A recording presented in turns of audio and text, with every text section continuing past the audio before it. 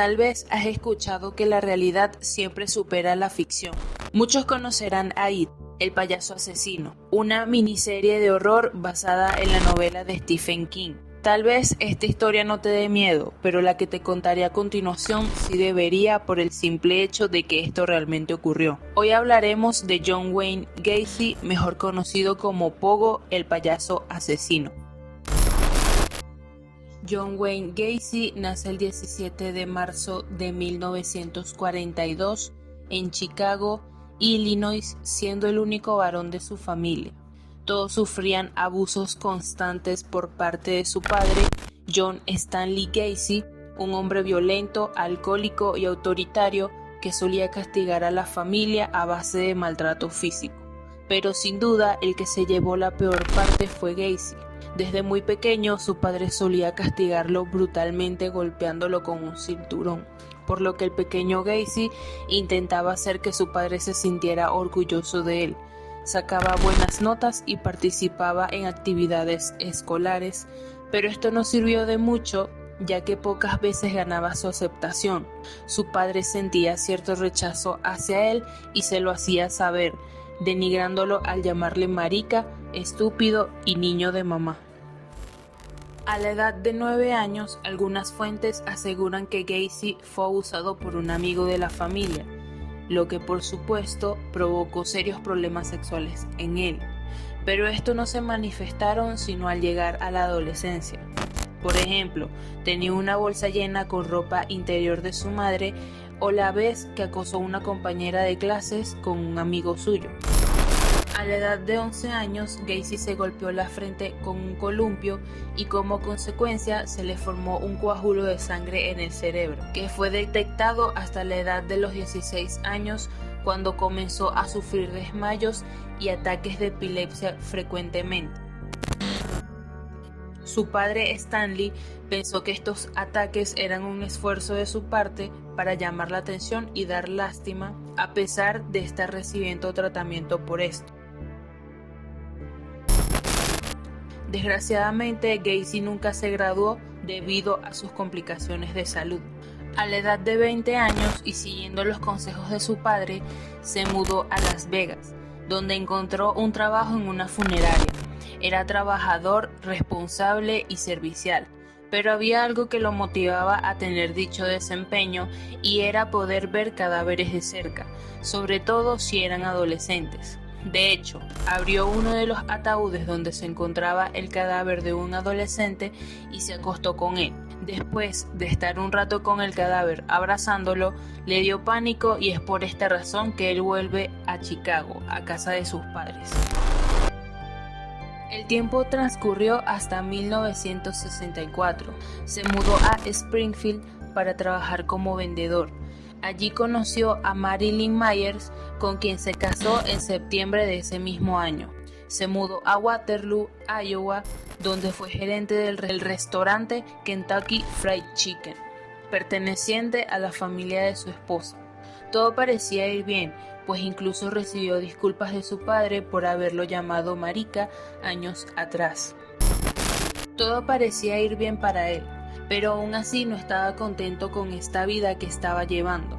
Sin embargo, la aprobación de su padre valía la pena lo suficiente como para fingir a alguien que no es. Es entonces en este año donde los deseos sexuales reprimidos de John comienzan a brotar de él. Comenzó a pagar por sexo, pero esto al parecer no era suficiente. Él tenía un cargo de gerente en KFC, lo cual le entregaba cierto poder, pues podía contratar y despedir a quien él quisiera. Es entonces que usa su poder para contratar a adolescentes, valiéndose de la excusa de que eran mejores para trabajar allí. También cabe aclarar que a estos chicos le daba cierto trato especial, como por ejemplo alcohol gratis y un jefe más cariñoso. El modus operandi de John era darles un poco de alcohol y una vez así se les insinuaba. Cuando era rechazado, él decía que todo se trataba de una prueba para ver qué tan éticos eran. Hasta aquí todo relativamente bien, en el sentido de que aún no había cometido ningún crimen. Según él, no era gay y tampoco intentó abusar de nadie, pero es aquí donde tiene sus primeros avances de índole sexual con menores de edad. En agosto de 1967 abusó sexualmente de Donald Burgess, de 15 años, hijo de uno de sus compañeros.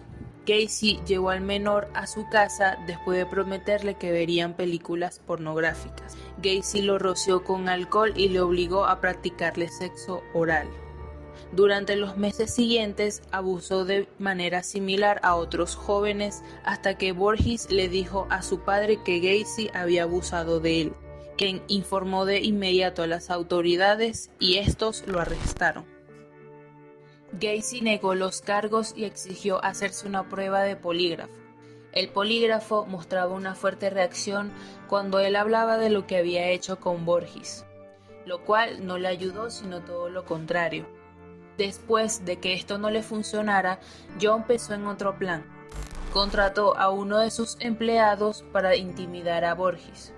Lo llevó a una zona aislada, le roció aerosol y luego lo golpeó. Burgess escapó una vez más. Denunció el asalto, lo cual llevó al arresto del atacante al día siguiente. Al principio negó su participación, pero rápidamente confesó que lo había hecho a pedido de Gacy. La policía entonces le agregó un cargo adicional por contratar a este joven para intimidar a Burgess. El 12 de septiembre se le ordenó a Gacy que se sometiera a una evaluación psiquiátrica. Fue evaluado por un periodo de 17 días donde se dictaminó que John tenía un trastorno de personalidad antisocial y que su patrón de comportamiento seguro lo llevaría a revivir ciertas experiencias. Más allá de esto, se determinó que Gacy estaba en condiciones para afrontar un juicio. Fue declarado culpable y ese mismo día su esposa le pidió el divorcio. John debía pasar 10 años en prisión, pero después de 18 meses recluido salió en libertad condicional debido a su buen comportamiento, permitiendo que siguiera cometiendo crímenes como los doctores dijeron que lo haría. El día de Navidad de 1969, el padre de John muere de cirrosis hepática, noticia que le afectó muchísimo a pesar de todo lo que había pasado entre ellos y todos los traumas que esto le causó. Además, no solo le concedieron el divorcio a su esposa, sino que también la custodia total de sus hijos. Después de salir de la cárcel, se mudó a Illinois con su madre y al pasar los años, en el 71 se compró una casa en Norwood Park, donde estableció su negocio de construcción y adquiriendo así el poder que deseaba. Podría tener control sobre los demás. John nunca se arrepintió de lo que hizo. Con los años, de hecho, aprendió de sus errores, cometiendo así más crímenes y mejorando su técnica para evitar ser atrapado. John se casó nuevamente el 1 de julio del 72 con Carol Hoff. Así pasaron los años con un Gacy tranquilo hasta el 75, donde John se declara como bisexual. Carol sospechaba que John escondía algo, pues empezó a pasar todas las tardes fuera de casa o veía que llevaba chicos jóvenes a su garaje. Ahí es donde encuentra pornografía gay y billeteras e identificaciones de hombres. Al preguntarle a John sobre estas cosas, él le respondió que no era asunto suyo. Después de esto, Carol le pidió el divorcio, aunque siguieron viviendo juntos. Para ese entonces él trabajaba como cocinero, además de trabajar con la empresa que había creado para ser el jefe, PDM. Esta empresa se encontraba en constante expansión, lo que significaba más trabajo, estatus y dinero, por lo que dejó su trabajo como cocinero para dedicarse a PDM. Es así como, a través de su membresía, se enteró de un club de payasos, cuyos miembros actuaban en eventos de recaudación de fondos, además de entretener a niños hospitalizados. John se une a este club y es así como nacen Patches y Pogo. En mayo de 1975, Gacy contrata a Anthony Antonucci, de 15 años. En julio de ese año, John fue a casa del joven. Ambos bebieron vino y en algún punto de la noche, Gacy tiró a Antonucci al suelo y le esposó las manos a la espalda. Una de las esposas estaba suelta, por lo que Antonucci pudo liberarse, mientras que Gacy estaba fuera de la habitación. Cuando él volvió, el joven se abalanzó sobre él, lo tiró al suelo y le quitó la llave de las esposas. Le esposó las manos a la espalda, mientras que la respuesta de Gacy a esto fue amenazarlo. Pero luego le prometió que si lo liberaba, se iría. Antonucci estuvo de acuerdo. El modus operandi de Gacy era bastante simple. Les ofrecía trabajo o dinero, les ofrecía alcohol y luego los engañaba para que se pusieran las esposas. Una vez allí le decía que iba a violarlos. Hubo noches donde asesinó a 2 personas. También se hacía pasar por oficial de policía para convencer a los jóvenes de que se subieran a su auto y allí obligarlos a hacerle cosas de índole sexual. Por lo general, Gacy almacenaba los cuerpos de sus víctimas debajo de su cama antes de enterrarlos. El primer asesinato conocido de Gacy ocurre el 2 de enero del 72. Asesinó a un chico llamado Timothy Jack McCoy. Gacy llevó al chico a un recorrido turístico por Chicago y después lo llevó a su casa bajo la promesa de que podía pasar la noche ahí y por la mañana volver a la estación para tomar el autobús de regreso a casa. Según Gacy, esto era un relato de defensa propia. Supuestamente, Jack McCoy intentó asesinarlo. Gacy lo vio con un cuchillo, lo cual derivó en golpearlo, tirarlo al suelo, quitarle el cuchillo y sentarse sobre él, cosa que haría a partir de aquí con todas sus víctimas.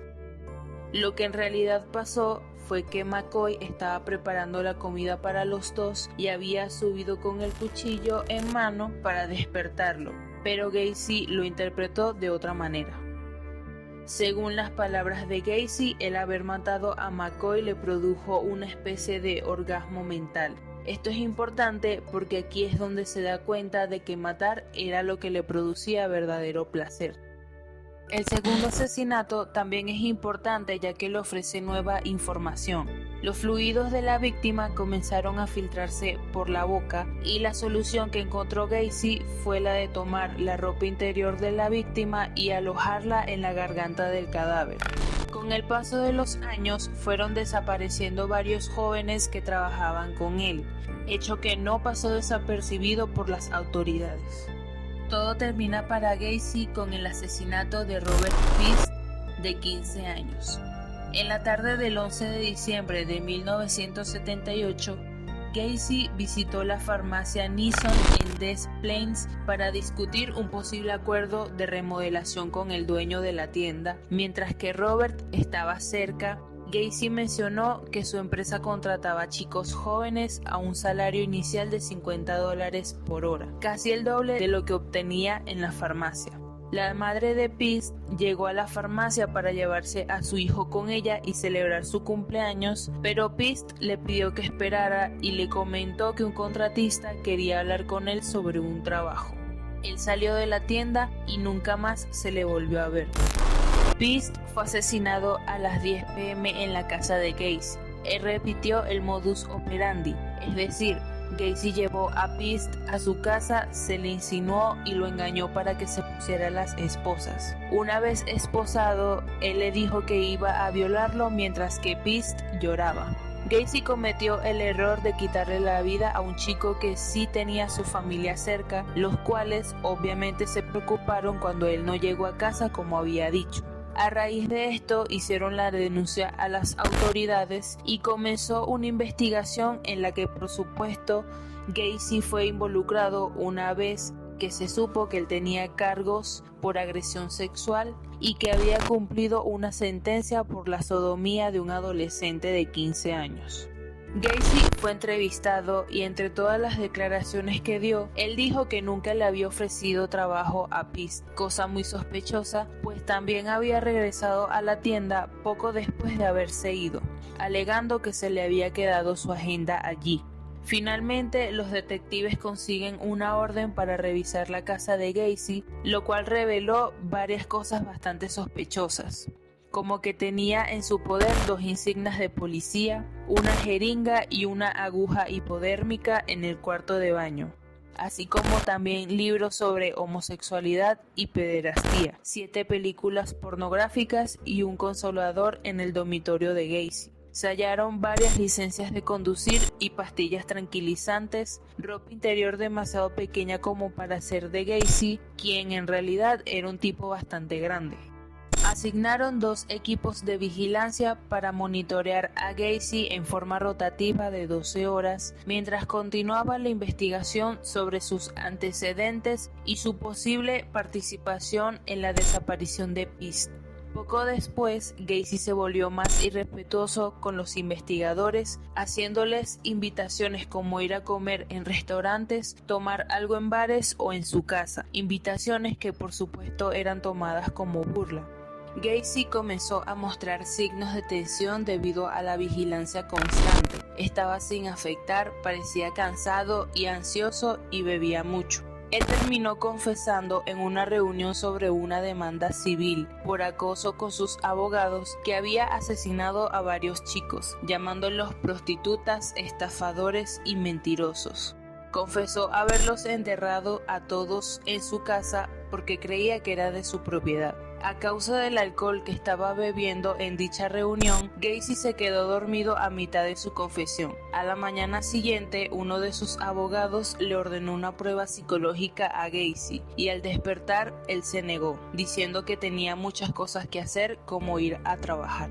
En realidad, él fue a dar un paseo, donde se despidió de uno de sus amigos porque creía que era inevitable que fuera a la cárcel y que lo iban a matar. Gacy fue al cementerio Mary Hills, donde fue enterrado su padre. Los detectives avisaron a la policía sobre la condición de Gacy y sobre la posibilidad de que él se quitara la vida. Así que en ese momento fue arrestado por posesión y distribución de cannabis para poder mantenerlo bajo custodia. El 21 de diciembre se consiguió una segunda orden de registro para la casa de Gacy. Ahí encontraron carne podrida y un hueso de brazo humano. Las víctimas estaban demasiado descompuestas para ser Pist, a quien estaban buscando. Cuando más tarde se desenterró el cuerpo, lograron dar con el cráneo de una segunda víctima. Poco a poco las excavaciones dieron como resultado varios cadáveres de diferentes jóvenes. Después de ser informado de esto, Gacy dijo que quería hablar, pues veía inevitable su arresto. Finalmente, Gacy brindó una declaración formal en la que confesó haber asesinado a 30 jóvenes, los cuales, según él, habían entrado a su casa por voluntad propia. Le mencionaron el nombre de varias de las víctimas, pero decía no recordar el nombre de la mayoría de estas. Cuando le preguntaron por Pist, él confesó haberlo estrangulado. Después durmió con el cadáver y posteriormente lo tiró al río. El 6 de febrero de 1980 comenzó el juicio de Gacy en Chicago. Durante el juicio se declaró inocente, alegando problemas de salud mental. Sin embargo, su testimonio fue rotundamente rechazado, ya que se realizaron estudios dando resultados negativos, es decir, que no tenía ni padecía problemas mentales. Su abogado argumentó que John tenía lapsos de locura mental en el momento de cada asesinato y que después regresaba a la normalidad para atraer y disponer de las víctimas. En un momento del juicio, la defensa de Gacy intentó afirmar que los 33 asesinatos fueron muertes accidentales como parte de una asfixia erótica, pero el forense del condado de Cook demostró con evidencia que estas afirmaciones eran imposibles. Además, Gacy ya había confesado a la policía y era imposible de suprimir tal evidencia. John Wayne Gacy fue hallado culpable el 13 de marzo y fue sentenciado a varias cadenas perpetuas y varias penas de muerte. Fue ejecutado por inyección letal el 10 de mayo de 1994. Sus últimas palabras, que revelan su personalidad y no su arrepentimiento por sus crímenes, fueron: matarme no hará regresar a ninguna de las víctimas. El Estado me está asesinando. Nunca sabrán dónde están los otros y bésenme el culo. Y hasta aquí llegó este caso. Por favor, deja tu opinión en la caja de comentarios, dale me gusta, suscríbete, dale a la campanita y comparte el video con tus amigos si te gustó. Y si no te gustó, te invito a dejar una crítica constructiva. Si te gustaría que trajera algún caso en específico al canal, déjalo en los comentarios y yo con gusto lo haré. Esto fue la vida de John Wayne Gacy, la historia detrás de It, el payaso asesino.